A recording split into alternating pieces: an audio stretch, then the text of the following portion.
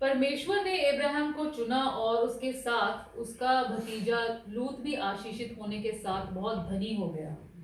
लेकिन क्योंकि लूत ने अलग होने की सोची तो अब्राहम की आशीष से तो बाहर निकला ही, बल्कि पाप की भागीदारी में सब कुछ गंवा दिया। परमेश्वर तो हमें हर तरह से बहुतायत के जीवन में लाना चाहते हैं, लेकिन अपने कामों के द्वारा हम अपने आप को इसे पाने से वंचित कर देते हैं। परमेश्वर की हजूरी में रहना, आशीष पाना और उसमें बने रहने के बारे में आज हम बात करेंगे। पहले सुनते हैं परमेश्वर का वचन। परमेश्वर का वचन हमने संत लूका के इंजील उसका पहला अध्याय उसकी 19वीं आयत से लिया है। यहाँ इस प्रकार लिखा है, तब स्वर्गदूत ने उसको उत्तर दिया, मैं जब्राइल हूँ जो परमेश्वर के सामने खड़ा रहता हूँ और मैं तुझसे बातें करने और तुझे सुसमाचार सुनाने को भेजा गया हूँ। देख, जिस दिन तक ये बातें पूरी ना हो लें उस दिन तक तू मौन रहेगा और बोल ना सकेगा, इसलिए कि तूने मेरी बातों की जो अपने समय पर पूरी होंगी प्रतीति ना की। परमेश्वर के वचन को पढ़े और सुने जाने से आशीष हो। आमीन। परमेश्वर ने जकरिया और उसकी पत्नी एलिजबेथ को क्यों चुना और बपतिस्मा देने वाले यूहन्ना का पिता बनने की आशीष दी? उन दोनों के विश्वास में क्या अंतर है? लूक का पहला अध्याय 5वीं 6वीं आयत में देखते हैं क्वालिफाइंग रीजन क्या है, जकरिया और उसकी पत्नी को क्यों चुना जाता है। पहले तो ये है कि वो याजक की कौम से हैं, वो अभिजा के ग्रुप से है और एलिजाबेथ हारून के वंशज है। दूसरा है वो परमेश्वर के सामने वो धर्मी है। तीसरा है परमेश्वर के सामने उनकी आज्ञाओं के अनुसार चलते हैं।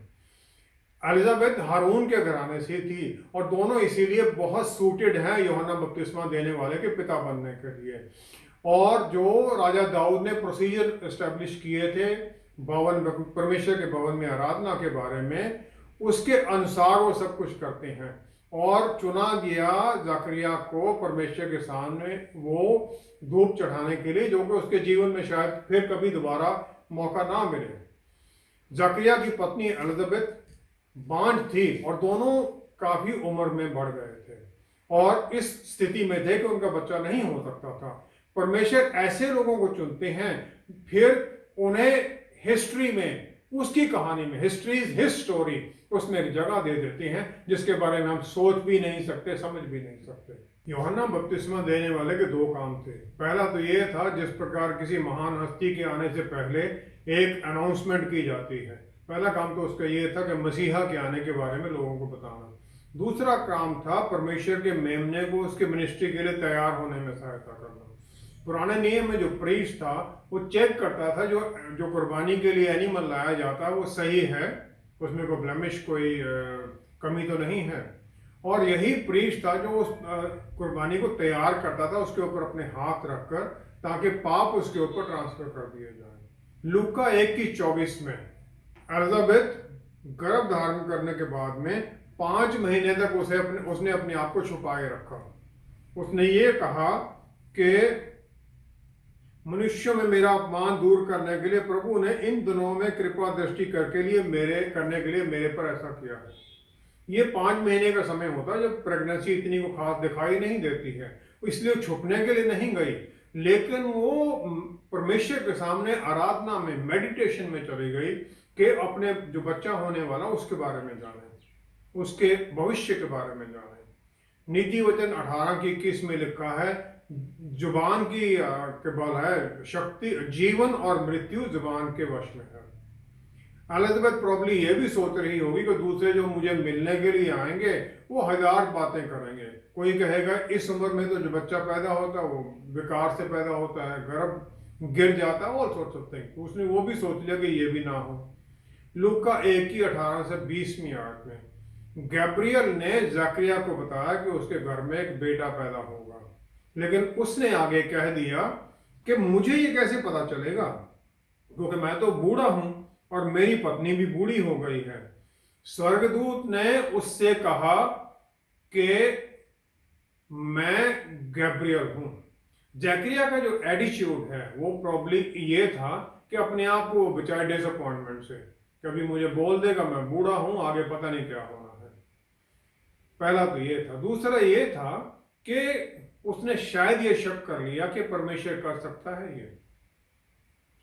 जो स्वर्गदूत है वो कहता है मैं गैब्रियल हूं जो परमेश्वर के सामने खड़ा रहता हूं, stand in the presence of God. वो जकरिया को बताता है मेरी अथॉरिटी क्या है, मैं किसके नाम पर ये अच्छी खबर तुम्हें सुना रहा हूं। यूहन्ना बपतिस्मा देने वाला, इस प्रोफेसी को पूरा करना है उसे कि मसीहा के आगे चलकर वो उसके आने की खबर उसने देनी है। जकरिया को मौन कर दिया गया, उसकी जुबान बंद कर दी गई ताकि वो परमेश्वर की प्लान के उल्टा कुछ ना बोल दे। हालांकि वो इस वायदे को रोक नहीं सकता था। दूसरा ये था कि उसकी जो एबिलिटी थी उस वायदे को आनंद उठाने की, दूसरों को बताने के लिए, खुशी मनाने के लिए, उसकी सजा मिल गई, वो उसे बता नहीं सका। और वो जो बेनेडिक्शन की ब्लेसिंग्स थी, गिनती 6 की 24 से 26वीं आयत में, बाहर जाकर प्रीस्ट जाकर जो लोग वेट कर रहे थे उन्हें जो आशीष देता था वो भी नहीं दे सका। उसके उत्तर में लोग कहते थे यहोवा परमेश्वर, इज़राइल का परमेश्वर धन्य हो युगा नियुक्त। वो बोल ही नहीं सका, वो सब आशीषें भी नहीं दे सका।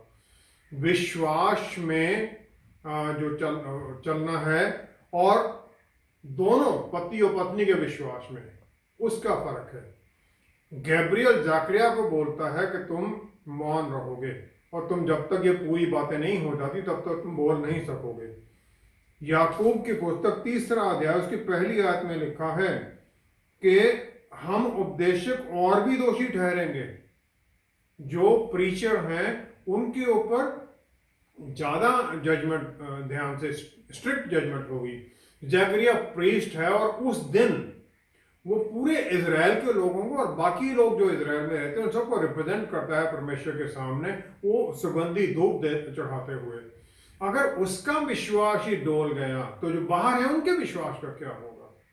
उसकी पत्नी लेकिन अपने आप को अलग कर लेती है 5 महीने के लिए परमेश्वर के साथ जुड़ने के लिए। लूका पहला अध्याय 41 से 45 में आयत में जब मरियम उसके घर में घुसती है तो एलिजाबेथ ही नहीं बल्कि यूहन्ना बपतिस्मा देने वाला जो उसके गर्भ में है वो भी आनंदित होता है और एलिजाबेथ पवित्र आत्मा परमेश्वर से भर जाती है। और फिर वो ऊंचे शब्द में कहती है तू स्त्रियों में धन्य है और तेरे पेट का फल धन्य है। यह अनुग्रह मुझे कहां से हुआ और मेरे प्रभु की माता मेरे पास आई। उसे कैसे पता चला कि ये प्रभु यीशु की माता है, ये मसीहा की माता है। आत्मा उसे बता देते हैं क्योंकि वो विश्वास में आत्मा में जुड़ी हुई है। वो मरियम को धन्य कहती है और अपनी पोजीशन को नीचे समझती है और जो पवित्र आत्मा परमेश्वर द्वारा उसे रेवलेशन मिलती है उसे फिर जो लोग मसीहा के लिए वेट कर रहे हैं इतने समय से उसके लिए फिर वो खुश होती है। लूका पहला अध्याय 63-64 आयत में जकरिया तभी बोल सकता है जब उसने अपने बेटे का नाम यूहन्ना लिखकर बताया लोगों को। 8वें दिन कस्टम के मुताबिक उसका नाम दिया जाना था। वो कह देता है और फिर उसकी जुबान खुल जाती है। चुना जाना, विश्वास में बने रहना, अपनी जुबान पर कंट्रोल रखना, परमेश्वर के साथ जुड़े रहना, ये सब बातें जरूरी हैं ताकि जो हमारी नियति में परमेश्वर ने लिख दिया है उसे पूरा किया जा सके। पुराने नियम में एलिजा नबी और स्वर्गदूत गैब्रियल ने अपनी पहचान में कहा कि मैं इज़राइल के परमेश्वर के सम्मुख उपस्थित रहता हूँ। अब्राहम को परमेश्वर ने अपने आगे चलने को कहा। इन दोनों में क्या अंतर है? पहला राजा 17वां अध्याय पहली आयत में एलिया नबी है जो गिलाद के प्रदेशियों में से था। अब उसने अहाब से कहा इज़राइल का परमेश्वर यहोवा जिसके सम्मुख में उपस्थित रहता हूँ, in whose presence I stand. और फिर वो आगे कह देता है जब तक मैं ना कहूँ ना तो मेघ बरसेगा और ना ओस पड़ेगी, ना बारिश होगी ना ओस पड़ेगी। इसी प्रकार लूका 1:19-20 में जो स्वर्गदूत है वो भी जकारिया को यही कहता है। गैब्रियल जकारिया को कह देता है कि मैं गब्राइल हूं जो परमेश्वर के सामने खड़ा रहता हूं और मैं तुझसे बातें करने और तुझे सुसमाचार सुनाने को भेजा गया हूं। सुसमाचार के लिए भेजा गया हूं मैं, परमेश्वर ने मुझे भेजा है। और फिर जकरिया जो प्रीस्ट है उसे वो मौन, उसकी जुबान बंद कर देता है। क्योंकि तुमने मेरे, वो कहता है, तुमने मेरे बातों का विश्वास नहीं किया है जो कि अपने समय में पूरी होनी है, क्योंकि नेचुरल लॉज हैं चाइल्ड बर्थ के अनुसार 9 महीने बाद वो बच्चा होगा। उत्पत्ति की पुस्तक उसका 6वां अध्याय 8वीं 9वीं आयत में हम देखें तो यहाँ लिखा है, नूह धर्मी पुरुष और अपने समय के लोगों में खड़ा था। धर्मी है अपने समय के लोगों में। उस समय तो पाप ही इतना ज्यादा था कि परमेश्वर ने सबको नष्ट करने का फैसला कर दिया था अपने समय में, लेकिन परमेश्वर उसे धर्मी मानते हैं और उसके ऊपर अनुग्रह होता है। उसे चुन लिया जाता है कि वो परमेश्वर के कहे के अनुसार वो आर्क को, शिप को बनाए, और फिर उसके द्वारा, उसके परिवार के द्वारा वही आशीष धरती के ऊपर अधिकार जमाना और अपने अधीन कर लेना, उसका काम उसके द्वारा शुरू होता है। उत्पत्ति 12वां अध्याय अगर हम उसमें देखें, पहली ही आयत में, 2, 3, दूसरी तीसरी आयत में देखें, अब्राहम को परमेश्वर चुन लेते हैं और फिर उसे अद्भुत आशीषें देते हैं। वो उसे कहते हैं, मैं तुझसे एक बड़ी जाति बनाऊंगा, तुझे आशीष दूंगा और तेरा नाम महान करूंगा और तू आशीष का मूल होगा, सोर्स ऑफ ब्लेसिंग होगा। तू जो तुझे आशीर्वाद दे उन्हें मैं आशीष दूंगा और जो तुझे कोसे उसे मैं शाप दूंगा, और भूमंडल के सारे कुल तेरे द्वारा आशीष पाएंगे। In you all the families of the earth shall be blessed. उत्पत्ति 17 की पहली आयत में अगर हम देखें, फिर अब्राहम को परमेश्वर कहते हैं, मैं सर्वशक्तिमान ईश्वर हूं, मेरी उपस्थिति में चल और सिद्ध होता जा, सिद्ध होता जा। नोआ को चुना गया परमेश्वर ने उसकी धार्मिकता के कारण, जो कि दूसरों के, जो उस समय के लोग थे, उनसे बेटर थी। लेकिन अब्राहम की जो धार्मिकता है, उसे धर्मी माना गया उसके विश्वास के कारण, परमेश्वर में और उसके वचन में विश्वास के कारण। जो अब्राहम की आशीषें हैं वो एक्स्ट्राऑर्डिनरी हैं, पूरी कौमों पर असर डालती हैं, धरती के ऊपर आज भी डाल रही हैं। और फिर उसे ये कहा जाता है, अधीन हो जा परमेश्वर की गाइडेंस में और उनके आगे, उनके अधीनगी में चलकर परफेक्शन की तरफ बढ़ता जा। और फिर यह बदलाव लगातार चलता रहता है।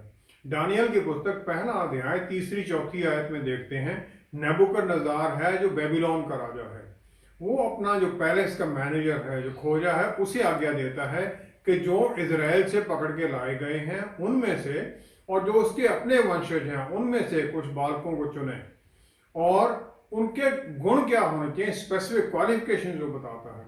वो कहता है जो निर्दोष हों, सुंदर और सब प्रकार की बुद्धि में प्रवीण हों, और ज्ञान में निपुण और विद्वान, और राज मंदिर में हाजिर रहने के योग्य हों, पैलेस में काम करने योग्य भी हों, और उन्हें कसदियों के शास्त्र और भाषा की शिक्षा दे, बेबीलोनियन लैंग्वेज, उनकी कल्चर के बारे में उन्हें सिखा, ताकि वो उनके तौर तरीके सीखें। नेहमिया की पुस्तक 2 अध्याय 1 आयत। नेहमिया जो है वो अर्थाक्सर्कस जो राजा है उसके सामने कप बेरर है। कप बेरर जो थी वो एक खास से एक औहदा दिया गया था, राजा की तरफ से दिया जाता था कि जो उसे वो पकड़ाए, उसकी जो वाइन उसे देता था, और उससे वो यरूशलेम की जो दीवारें हैं उन्हें रिपेयर करने की परमिशन पा लेता है, और बाद में उसे फिर यरूशलेम उस पूरे इलाके का गवर्नर नियुक्त कर दिया जाता है। जो किसी की हजूरी में खड़े होते हैं वो आशीष पाते हैं, उनका संगी बन जाते हैं, उनके मित्र बन जाते हैं, काउंसलर बन जाते हैं, और फिर उस डिग्निटरी की अथॉरिटी में उनका मैसेज लेके जाने वाले बन जाते हैं। और ये जो आशीष मिलती है बड़ी शिक्षा के बाद में, टेस्ट करे जाने के बाद में, काफी देर तक उनको ऑब्जर्व किया जाता है, तब वो विश्वास पात्र बनते हैं। और इसी प्रकार जो परमेश्वर के दूत हैं उन्हें भी इस प्रकार मैसेज ले जाने का जो आशीष मिलती है वो स्पेशली चोजन और ब्लेस्ड वंस को मिलती है। जो गैब्रियल है वो सबसे इंपॉर्टेंट एंजल है, जो मैसेंजर है परमेश्वर का, और फिर वो उसके नाम और उसकी अथॉरिटी में काम करते हैं जिसकी प्रेजेंस में वो खड़े होते हैं, और फिर उनकी सब आशीषें, उनकी जो जरूरतें हैं वो भी वहीं से पूरी होती हैं। नेहमाया जो गवर्नर है उससे पहले उस इलाके का सनबलात और दूसरों के पास उस राजा से चिट्ठियां लेके जाता है ताकि उन यरूशलेम की रिपेयर के लिए उसे वो सब सहायता मिल सके। पहला राजा 17वां अध्याय 6ठी आयत में जब वो घोषणा कर देता है अहाब को कि बारिश और ओस नहीं पड़ेगी, तो परमेश्वर का वचन उसे आता है कि तुम जो करेत जरना है उसके पास चला जाओ।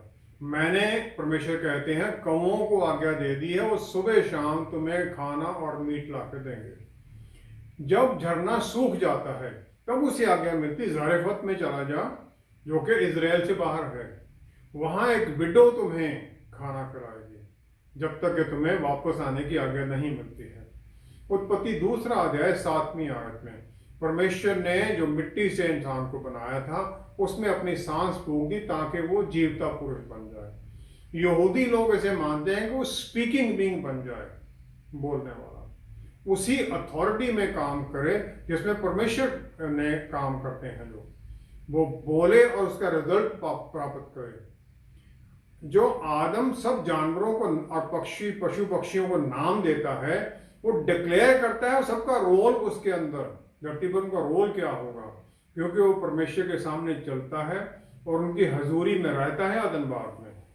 वो उनकी अथॉरिटी में काम करता है। नाम देना उनके काम को निश्चित कर देता है। वो जो परमेश्वर के आगे चलते हैं वो उतनी अथॉरिटी का अधिकार नहीं पाते हैं, हालांकि उन्हें परमेश्वर की हर तरह की तरफ से सब जरूरतें उनकी पूरी होती हैं, उन्हें सुरक्षा भी दी जाती है। हम सब विश्वासी इन दोनों आशीषों से भरे हुए हैं। हम परमेश्वर की हजूरी में रहते हैं उनके साथ, क्योंकि पवित्र आत्मा परमेश्वर हमारे भीतर है। हम उनकी हजूरी में हर वक्त बने रहते हैं और हम उनके सामने चलते भी हैं, क्योंकि पवित्र आत्मा परमेश्वर हमें दिन प्रतिदिन बदलते जाते हैं प्रभु यीशु के अक्सर रूप में। प्रभु यीशु आते हैं इस दुनिया में परमेश्वर का पुत्र बनकर, परमेश्वर का पुत्र बनकर आते हैं परमेश्वर की अथॉरिटी में। वो परमेश्वर हैं, लेकिन अपना परमेश्वर तब का जो अधिकार है वो स्वर्ग में छोड़ कर आते हैं। यहां पर वो इंसान के रूप में आते हैं परमेश्वर भी, पूरा इंसान भी। तो जो वो बोलते हैं वो अधिकार है परमेश्वर का उन्हें मिला हुआ, जो बोलते हैं वो होता है। उत्पत्ति में जो प्रभु यीशु ने वो सब कुछ बनाया उन्होंने, जो वो बोलते हैं वो हो जाता है। परमेश्वर का पुत्र बनकर जब मसीहा बनकर आते हैं, जो बोलते हैं वो हो जाता है, तूफान थम जाता है, उनको छूने से लोग चंगाई पाते हैं, उनके बुलाने से 4 दिनों बाद लाजरस जिंदा होकर बाहर निकल आता है। उन्होंने बुलाया है। अगर वो ये कह देते कब्र से बाहर आ जा, तो शायद सारी जितने मुर्दा थे सारे निकल आते वहां पर।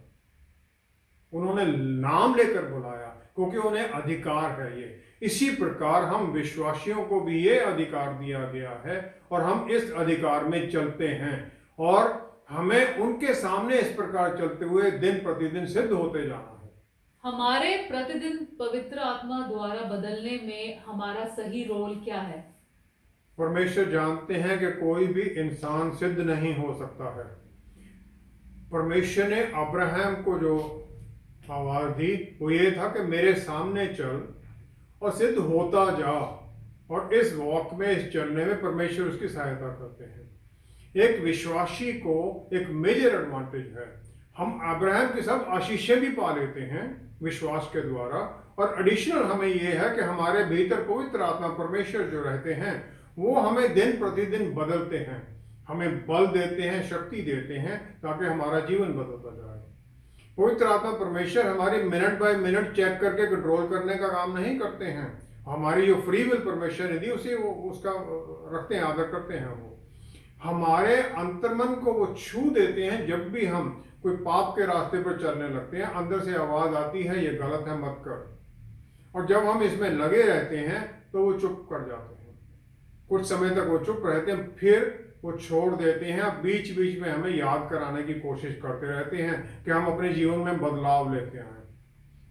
परमेश्वर नहीं चाहते कि हम परफेक्शन के उस स्टैंडर्ड पर यहाँ पालें, वो नहीं हो सकता है। लेकिन वो ये चाहते हैं कि हम उनकी आज्ञाकारिता में, उनकी सिखलाई में, उनके वचन की अधीनगी में पूरा मन से, पूरे प्राण से, पूरे बल से इस काम में लग जाए। परमेश्वर ये नहीं चाहते कि हम अपनी पोटेंशियल से कहीं ज्यादा करें, क्योंकि पोटेंशियल सबका अलग अलग है। जो बुलाहट थी वो ये नहीं थी कि सिद्ध हो जा, लेकिन सिद्ध होता जा। इसमें दो एलिमेंट हैं। पहला ये है कि मेरे सामने चल, और ये चलना जो है यही हमें उस परफेक्शन के रास्ते की तरफ लेके जाता है। और परमेश्वर की आज्ञाकारिता में चलना, उनके वचन की अधीनगी में चलना, यही इंसान की सिद्धता की तरफ चलता है। हालांकि उसमें गलतियां, फॉल्ट्स बने रहते हैं, पाप की प्रवृत्ति उसकी खत्म नहीं हुई है।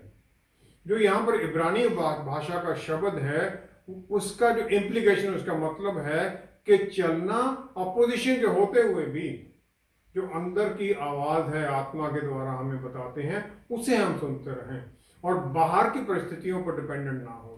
रोमियो की पुस्तक 12वां अध्याय उसकी दूसरी आयत में पौलुस रसूल ने भी हमें ऐसा ही एक रास्ता दिखा दिया। वो कहते हैं, इस संसार के सदृश ना बनो, परंतु तुम्हारे मन के नए हो जाने से तुम्हारा चाल चलन भी बदलता जाए, जिससे तुम परमेश्वर की भली और भावती और सिद्ध इच्छा अनुभव से मालूम करते रहो। एक्सपीरियंस करो उनकी जो सिद्ध इच्छा है। राजा दाऊद को परमेश्वर के मन का इंसान कहा जाता है, लेकिन वो परफेक्ट नहीं था, बहुत कमियां थी उसमें। लेकिन उसमें फर्क क्या है? उसका फर्क है पाप करने के पश्चात। भजन संहिता 51 में वो परमेश्वर के सामने कराता है कि मैंने पाप किया है, आपके खिलाफ ही पाप किया है, और वो फिर परमेश्वर से आशीष मांगता है शुद्ध किए जाने की। भजन संहिता 8वां अध्याय 4थी आयत में उसका मन है कि वो कह देता है आदर में परमेश्वर को, मनुष्य क्या है कि तू उसका स्मरण रखे, और आदमी क्या है कि तू उसकी सुधि ले। कि आप इतने परमेश्वर हैं फिर भी आप इंसान की तरफ देखते हैं। वो ये कह देता है। उसे आज्ञा नहीं मिलती है कि परमेश्वर का भवन वो यरूशलेम में बनाए, लेकिन उसके बावजूद वो कोई उसके मन में रंजिश नहीं है। वो उस काम के लिए सब कुछ इकट्ठा करता है, धन दौलत सब कुछ इकट्ठा कर देता है ताकि उसका पुत्र सुलेमान उसे आराम से बना सके। जो ये मन का बदलना है, ये इस प्रकार होता है जब पवित्र आत्मा परमेश्वर हमारे भीतर हैं, हम उनके साथ जुड़ जाते हैं, उनकी अधीनगी में आते हैं। दूसरा तीमुथियुस 1 अध्याय 7वीं आयत में परमेश्वर का आत्मा जो हमें है वो डर के आत्मा नहीं है, बल्कि बल और शक्ति के, प्यार के और आत्म संयम के आत्मा है, ताकि हम उनकी आशीष में सीधे रास्ते पर चलते जाएं और उनकी पूरी तरह से उन्हें जानते हुए उनकी इच्छा में ही अपनी इच्छा मान लें। लूका 1 अध्याय 38वीं आयत में हम देखते हैं मरियम को जो स्वर्गदूत आज्ञा जो पूरी बातें बताता है, तो वो कह देती है, देख मैं प्रभु की दासी हूं, मुझे तेरे वचन के अनुसार हो। वो कंवारी है, गर्भ होने के कारण उसे पत्थर मारकर मारा जाना भी निश्चित हो सकता है, लेकिन वो स्वीकार करती है सब कुछ। लूका 2 अध्याय 19वीं आयत के बाद में 19वीं आयत में देखते हैं कि जब प्रभु यीशु के बारे में सब कुछ बताया जाता है, स्वर्गदूत आके बताते हैं, तो मरियम ने सब बातें अपने मन में रखकर सोचती रही। वो अपने मन में सब बातें रखती है। वहां पर जब मंदिर में ले जाया जाता है प्रभु यीशु को, तब क्या उनके बारे में भविष्यवाणियां की जाती हैं, पूरा जीवन वो इसके बारे में मनन करती है। और यही जो चलना है परमेश्वर की अधीनगी में, स्टीफन जो पहला मार्टर है वो तैयार हो जाता है पत्थरों के द्वारा मरने के लिए। प्रभु यीशु ने हमें अपने इमेज और रिफ्लेक्शन, जो परमेश्वर का जो इमेज है और जो अक्षर रूप जिसमें हमें बनाया गया था, उसका हमें वो एक झलक देते हैं। प्रभु यीशु को हम देखते हैं तो हम देखते हैं हमें इस प्रकार बनना है, और फिर हमें वो दूसरा सहायक दे देते हैं ताकि हम आज्ञाकारिता में परमेश्वर के सिखाए हुए कामों में आगे बढ़ते जाएं। मत्ती 7:21 से 23वीं आयत में विश्वासी को इस बात का ध्यान रखना है कि जब हम काम करते हैं तो किस प्रकार करते हैं, हमारी मन की भावनाएं क्या हैं। जो मुझसे हे प्रभु कहता है, उसमें से हर एक स्वर्ग के राज्य में प्रवेश ना करेगा, परंतु वही जो मेरे स्वर्गीय पिता की इच्छा पर चलता है। उस दिन बहुत से लोग मुझसे कहेंगे, हे प्रभु, क्या हमने तेरे नाम से भविष्यवाणी नहीं की और तेरे नाम से दुष्ट आत्माओं को नहीं निकाला और तेरे नाम से बहुत आश्चर्य कर्म नहीं किए? तब मैं उनसे खुलकर कह दूंगा, मैंने तुमको कभी नहीं जाना, हे कुकर्म करने वालों, मेरे पास से चले जाओ। इसका मतलब है प्रभु यीशु के नाम में लोग काम कर सकते हैं, चमत्कार भी उनके नाम में कर सकते हैं, लेकिन उनके मन में क्या चल रहा है? क्या वो अपने आप को बढ़ावा दे रहे हैं या परमेश्वर के नाम को ऊंचा कर रहे हैं? प्रभु यीशु ने कह दिया कि मैं अपने आप में कुछ भी नहीं कर सकता, मैं वही करता हूं जो पिता को करते हुए देखता हूं। फिर वो कहते, मैं तो जो तुम मांगोगे मैं कर दूंगा, ताकि पिता की महिमा पुत्र में हो। हर कदम पर वो पिता को महिमा देना चाहते हैं। मरियम आज्ञाकारिता में आ जाती है, परमेश्वर की आराधना करती है, जबकि जकारिया को मौन कर दिया जाता है। और इसी के बारे में हमें भी ध्यान रखना है। उत्पत्ति 22वां अध्याय 2 आयत में अब्राहम सारा जीवन अपना विश्वास में परमेश्वर के अधीनगी में चलता है और परमेश्वर फिर उसे आज्ञा देते हैं, होम बलि करके चढ़ा दे मोरिया पर्वत के ऊपर। और वो क्लियर करते हैं, तेरा एकलौता पुत्र, क्योंकि वो इश्माइल को अब्राहम का पुत्र नहीं मानते हैं, उसका वंशज नहीं गिनते हैं। मोरिया पर्वत जो रेंज है वही जगह है जहां पर के दाऊद भवन के लिए चुनता है, जहां अरौना की वो जो मिल है, जहां पर परमेश्वर का स्वर्गदूत रुक जाता है, वो पूरी प्लेग यरूशलेम पर लाते हुए वहां पे भवन बनाया जाता है परमेश्वर का। यही रेंज है जहां पर के परमेश्वर के पुत्र को सलीब के ऊपर चढ़ा दिया जाता है, कुर्बानी दी जाती है। रोमियो के पुस्तक 8वां अध्याय उसकी 28वीं आयत में हम अगर देखें, जो परमेश्वर से प्रेम रखते हैं उनके लिए सब बातें मिलकर भलाई ही को उत्पन्न करती हैं, अर्थात उन्हीं के लिए जो उसकी इच्छा के अनुसार बुलाए हुए हैं, जो उसकी इच्छा के अनुसार बुलाए गए हैं। सारा जीवन अनइमेजिनेबल शारीरिक दुख उठाते हैं और फिर रोमियो को उस पत्र में पौलुस रसूल ये कह देते हैं, चुने जाने के बाद में अनगिनत दुख वो उठाते हैं। 2 तिमोथियस 4वां अध्याय 7वीं आयत में फिर वो ये कह देते हैं, मैं अच्छी कुश्ती लड़ चुका हूं, मैंने अपनी दौड़ पूरी कर ली है, मैंने विश्वास की रखवाली की है। अच्छी कुश्ती मैंने लड़ ली है, मैंने विश्वास की रखवाली की है। क्या मैं ये कह सकूंगा उस दिन जिस दिन मुझे बुलाया जाएगा? हम भी इसी प्रकार चलते रहें, सिद्ध होते जाएं, क्योंकि हमें पवित्र आत्मा परमेश्वर दिए गए हैं, बल दिया गया है हमें सब कुछ कर सकने के लिए। आइए हम प्रार्थना करें। पिता परमेश्वर, हम धन्यवाद करते हैं आपका, आपने हमें हर तरह से संभाला है, आशीषित किया है। प्यारे प्रभु जी, पवित्र आत्मा परमेश्वर द्वारा हमें बल दीजिए, शक्ति दीजिए, रास्ता दिखाइए कि हम बदलते जाएं, दिन प्रतिदिन उस अक्सर रूप में बदलते जाएं, और फिर हम हर पल आपकी आज्ञाकारिता में, आपकी इच्छा के अनुसार जिएं।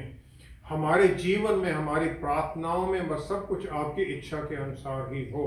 हम मांगे आपकी इच्छा के अनुसार, जिए आपकी इच्छा के अनुसार, और हर पल फिर आपकी महिमा के लिए हो। पिता परमेश्वर, जितने लोग इस प्रोग्राम में जुड़े हुए हैं उन सबको आशीषित कीजिए, पवित्र आत्मा परमेश्वर की भरपूरी से भर दीजिए, ताकि हम सब सिद्धता की तरफ बढ़ते जाएं। सारी महिमा आपको देते हुए पिता परमेश्वर सब कुछ आपके प्यारे बेटे प्रभु यीशु के पवित्र नाम में मांगते हैं। आमेन, आमेन, आमेन। प्रभु यीशु ने कह दिया कि राह, सच्चाई और जीवन मैं ही हूं, और फिर जो उनके पीछे हो लिया ना सिर्फ अनंत काल का जीवन पा गया, बल्कि यहाँ पर भी परमेश्वर के बल में चलने लगता है। बस इसके लिए हमें यही करना है कि उनके वचनों से जुड़े रहें, ताकि उनका हाथ हमारे ऊपर बना रहे। बल, धन दौलत, प्रतिष्ठा सब परमेश्वर से मिलता है, और हमें हर पल उनका धन्यवाद करते रहना है इस सब के लिए। हमारे साथ एक बार फिर जुड़ने के लिए आपका बहुत बहुत धन्यवाद। Until next time, stay blessed. Shalom.